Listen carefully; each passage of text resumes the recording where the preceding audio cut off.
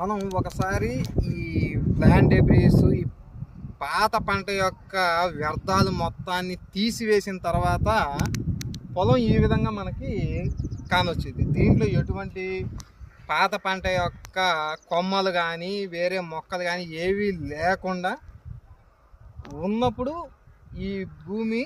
ఈ పంట భూమిని మనం నెక్స్ట్ స్టెప్గా ఈ ప్రైమరీ టిల్లేజ్ యాక్టివిటీస్ అంటే మొట్టమొదటిగా ఈ నేలని గుల్లపరచడం కోసం ట్రాక్టర్లతో ఎటువంటి పనిముట్లను వాడి నేలని గుల్లపరుచుతారు, ఎటువంటివి మనకి అనేటువంటిది నెక్స్ట్ వీడియోలో మీకు ఎక్స్ప్లెయిన్ చేస్తాను.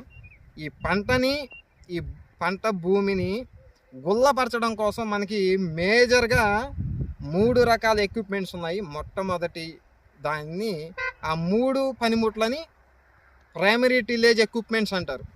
తర్వాత సెకండరీ టిల్లేజ్ ఎక్విప్మెంట్స్ కూడా ఉన్నాయి.